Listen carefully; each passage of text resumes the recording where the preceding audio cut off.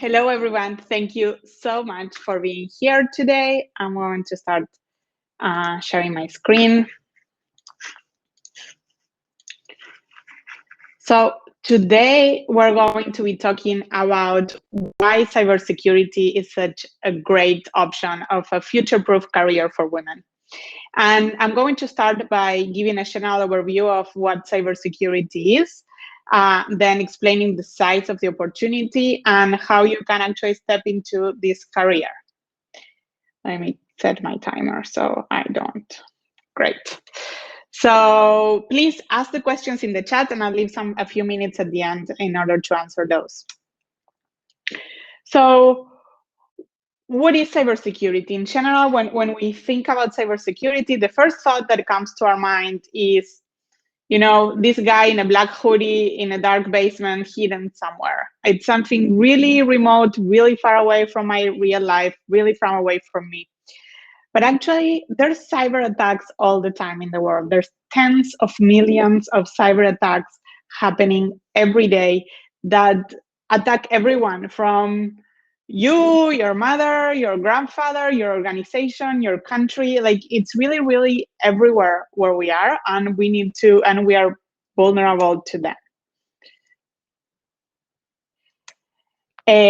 What's the cost of this? There's actually $5 trillion in value at risk. $5 trillion, dollars in value at risk. So for you to have an idea, 5.2 trillion is twice the United Kingdom's GDP.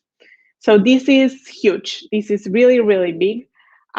Between cost of like risk IP or destroyed equipment or data breaches, there's a huge value at risk of cyber attacks, and this is why it's super important to protect it.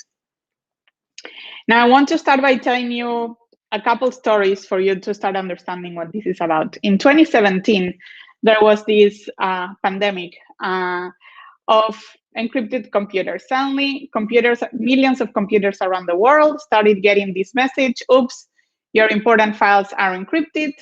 And if you want them back, you need to pay us $300 in Bitcoin. This is what it's called a ransomware, where someone takes control of your computer and asks for money in order to give it back. In this case, this was the WannaCry ransomware, and it was run by a criminal group called Lazarus. So they would encrypt your computer, they would ask for money. Once you pay them, they would give you a code to get your computer back. Now, a few months later, another of these ransomwares appeared. In this case, it was called Petya. It was a little smaller. But in this case, once you paid for the ransom, they would give you the wrong key to decrypt it. So they would actually be deleting all your files. So if you start thinking about it, it's like, why would a criminal encrypt your computer, ask for money, and then don't give your computer back? Because if this would happen to me, they are undermining their credibility. If this would happen to me, I would pay, I would not get my computer back, then I will tell my friend. Next time when my friend is attacked, he will not pay because he knows that he will not get his computer back. So this was a little surprising. So investigators started investigating, doing their jobs, and they discovered that actually the epicenter of the attack was happening in Ukraine. It had expanded globally because we're all connected these days, but the epicenter was happening in Ukraine. And if you step back at what was happening there back then, there was an active conflict with Russia. And eventually, the conclusion was that this was indeed an attack from a nation state on another nation state in Ukraine. So as I just mentioned, we discussed about two different kinds of factors that are that operate in the cyber world. One is the nation states that have different kinds of geopolitical motivations, cyber criminals that are basically looking for money. And they can get money by putting a ransomware in your computer, either your personal computer or your work computer. They can get money by stealing secrets. They can get money by stealing secret IP that then either you will pay to get it back or maybe your competitor will pay from getting back. They can get money by stealing credentials to bank accounts, for example. So there's a lot of ways that criminals can just make money out of cyber. Hacktivists, for example, like WikiLeaks, they do this because they follow their corresponding ideologies. There's terrorist groups that want to generate violence. There's thrill seekers. It's actually pretty easy to be a hacker. You don't need to be the super sophisticated person. So there's a lot of people, sometimes teenagers, that just do this because for the satisfaction of it. And it can also be insider threats, like maybe you belong to an organization, you're not happy with it, and you decide to do these kinds of things. So as you see, there's a lot of different actors and motivations of why cyber attacks can happen. This means that there's a lot of opportunities in order to protect us from cyber attacks, because in order to protect us, when cyber defenders are protecting their organizations, they can be protecting the banking system, the electricity system, the traffic system, our personal computers. Like, there's such a big industry with different shapes and forms around cybersecurity. Now, how does this happen? And I'm not going to get into technical details because that's not my expertise, and it's also not the purpose of this session. But we already talked about ransomware, when they just take control of your computer and ask you for money in order to give it back. There's also what's called APTs, that's advanced persistent threats, that this is when an attacker gets into your system and stays there, observing what you do, learning from what you do, maybe registering different amounts of data for a very long time until they actually do something. They can just be spying on you, taking control of your camera, for example. They could be doing DOS, that's denial of service. That's when you request a lot of things for a system. Eventually, it may stop working, and it's another attack. And there's a lot of other ways that attackers can use in order to generate whatever they are looking to generate. Now, once the attacker gets into your system, the objective is to get out of your system, right? And part of how they get out and how the stuff that they get out are what we call data breaches. And here we can see between 2007 and 2010, there were several data breaches, different sizes. The size of the circle is the size of the breach. And 10 years later, these are the amount and size of the data breaches. So you can clearly see that, well, here there are some, and they're small, and you cannot even read their names. These are the biggest companies in the world. It's happening everywhere. It's happening. I'm sure it happened to you and to people you know, because it's really, really happening everywhere, and it has a huge cost. It's estimated that each data breach has an average cost of almost $4 million. Where does all this happen? So all this happens not only in the internet that you and I know, but also on the deep web and on the dark web. So the internet that you and I know is what's called the clear web. Then there's the deep web, that's the internet that you can access still with your browser, but it's not indexed by the search engines, so it will not appear in Google, for example. And then there's the dark web that you can only access through a special browser, and where you can actually buy and sell all kinds of non-legal stuff, from weapons, pornography, bank accounts, hacking services, etc. So without incentivizing any illegal behavior, this is an example, for example, where you can go in and buy like credentials to bank accounts with balance. And as you can see, it's such an established marketplace that even vendors have ratings, trust level, vendor level, as you would have in Amazon or in other marketplace that you're familiar with. So how does this happen? Because again, it sounds like the guy with the black hoodie and all this dark web, and it sounds so complicated and so difficult. Maybe I need to, in order to protect myself, I have to be this super expert in technology. But no, actually 95% of the attacks happen because of what we call the human factor. That's basically because someone, a person, made a mistake, forgot to change the password, clicked in the wrong link, accidentally gave their credentials. So this is why at Cybint we focus on cyber education, because we really, really, really believe that we all need to get trained this new world of cyber in order to stay safe. So how do hackers generate this? It's through what's called social engineering. So we are humans. We are vulnerable to certain specific behaviors. We're vulnerable to helping people asking for help. We're vulnerable to things that look familiar, to emergencies. So what social engineers do is that they manipulate us. Knowing how we behave, they manipulate us in order to get what they want from us. The most common way of manipulation that you probably have heard about is called phishing. This is when you get an email that's either saying there's a problem with your bank account, please click here to fix it, and then you click there, and then it takes you to a fake website where you give them your bank account details, and suddenly they have your bank account details. It could be more addressed to you. So in general, phishing attacks are sent to millions of people, and some people will bite, but they could also be more personalized. If I want to access your computer, for example, I could be doing research through social media and through other means of what will make you trickle. And so maybe I can send you an email talking about the book you just rented in the library, or about the common coffee store you usually visit. And I tempt you to click, and once you click, I can either be installing stuff in your computer or sending you to a fake website where I ask you for your information. So phishing is the easiest way that attackers have to get into your computers.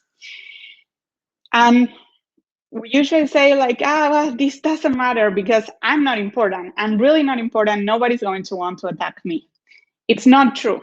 First, as I mentioned, these attacks are mostly random, but also we're all connected these days. So you could be important because you usually connect to the same network that this important executive from a different company in your favorite coffee store. Or you can be important because your boyfriend's uncle is this important person somewhere else. Like, we are all connected, so we are all vulnerable to be attacked in order for hackers to get what they want. This is why it's really important that we all take the right precautions. And especially because today, you're not only vulnerable when you're in your computer. Today, everything is connected to the internet. So from your fridge, your smartwatch, your car, everything is connected. So we need to make sure that we pay attention to the passwords and how we operate these devices constantly.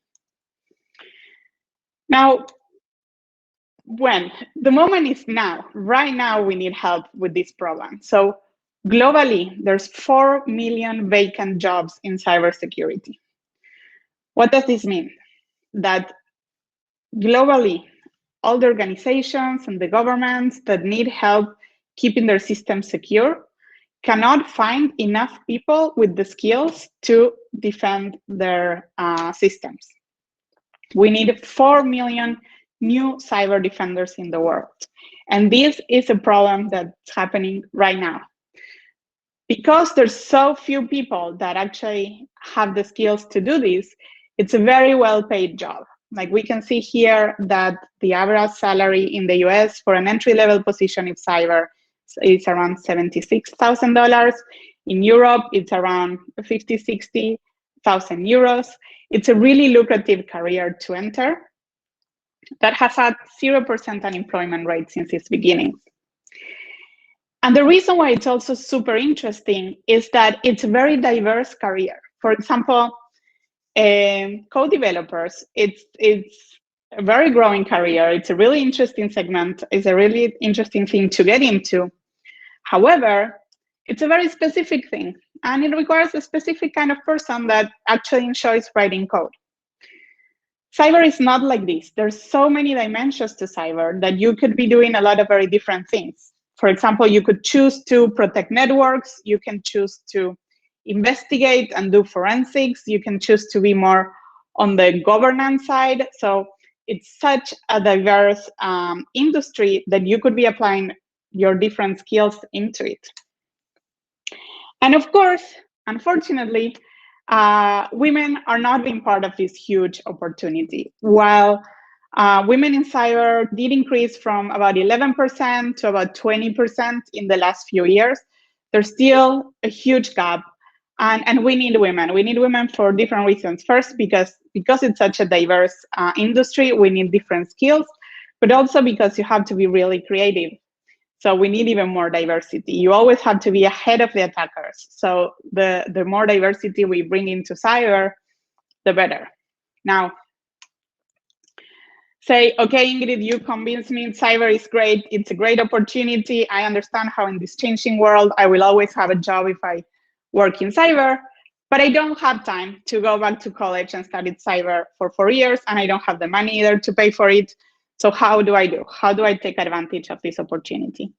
And we ask ourselves the same question. And we said, okay, we need to find a different way to actually train all these people this fast. And we personally look for inspiration in the military, where they need to train thousands of 18-year-olds freshly come out of high school into new careers in only 3 months. So looking at that and bringing the experience we have in education, we created our Cybint Bootcamp. That's a 3-month intensive learning experience that's focused on giving you a new career. It's not focused on teaching you theory and teaching you like abstract things that in one future may or may not be helpful for you. We're really focused on giving you hands-on experience that will allow you to start adding value to your employer day one in your entry-level position in cybersecurity. Plus, cybersecurity, it's not only diverse, but it also changes a lot because there's new threats coming in all the time. So it's really important that we keep learning and learning constantly, and so that we adapt the content all the time. So with this kind of format, with a new paradigm, with 3 months intensive boot camps, you can easily get into cybersecurity and start enjoying the benefits of this great career. So thank you. If you want to reach out to me, you can take a picture of this QR code. It will send you to my LinkedIn. In general, be careful with QR codes, but I promise this one, it's real and it will not hurt you. And now I'm going to stop sharing and I'm going to see if we have questions. Q&A.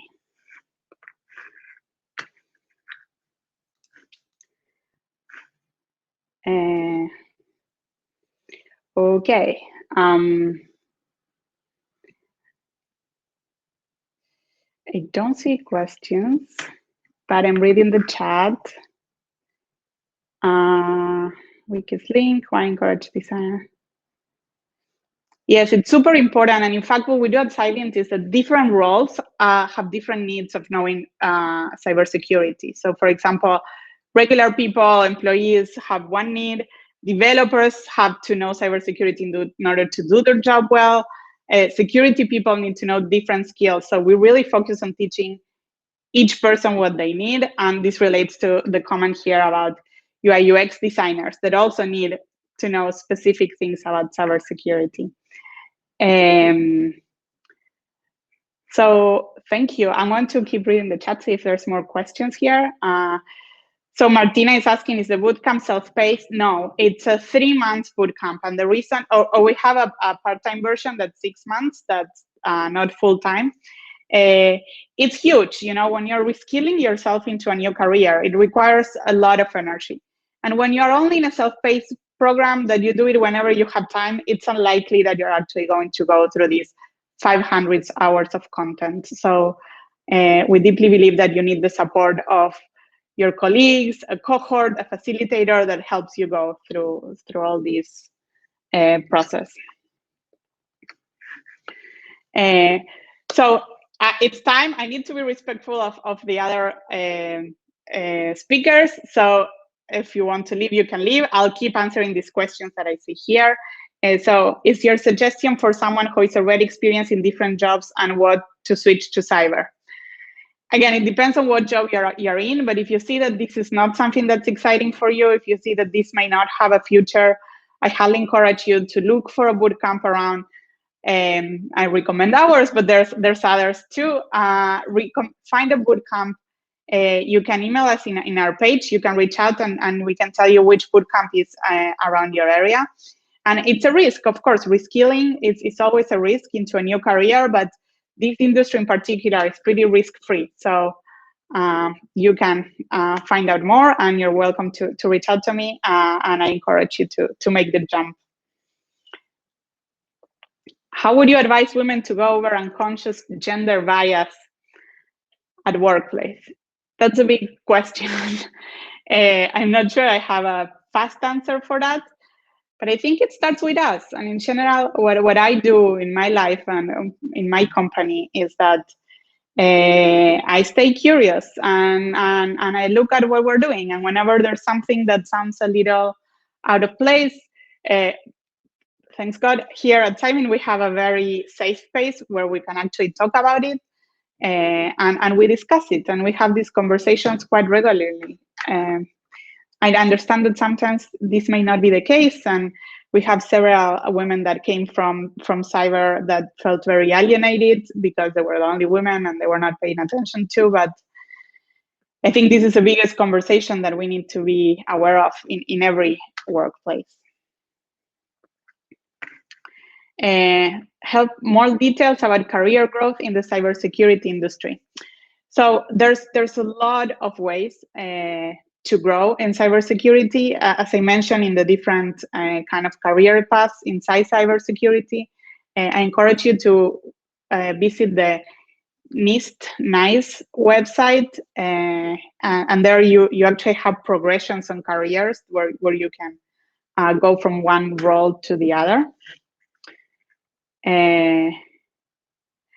How to switch. So these bootcamps, what they usually do is that they also include career services that help you prepare for the job search. So it's like you would go through the intensive learning experience, and then they would help you find a job. They're not guaranteeing jobs. You still have to look for a job, but usually these bootcamps already have connections with potential employers, and they can help you get that first step. And once you get the first entry-level position, then it's up to you to grow.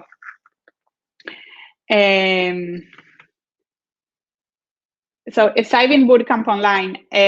We can do it in person, we can do it online, but it's still synchronous. So it's not like you start it at any time that you want. We have bootcamps that start at a certain date and finish 3 or 6 months later. And we are doing it remote in this case because of COVID, and because we have discovered that it also has a lot of advantages to do it remotely. We have a blended model where it actually works online, meaning that all the content is in our platform, and in our platform we have what we call virtual machines where you can practice and you can learn. And then we have the live sessions where we teach you the soft skills that you need in order to get jobs, but also we reflect and discuss all the exercises we've done during the day. So it's a more diverse experience. Okay, so thank you everyone very much for joining. Please feel free to reach out to me in LinkedIn if you have more questions, or if you want to know about a specific bootcamp. You can also reach out to us through the website, and we'll be able to help you. So thank you. Enjoy the conference.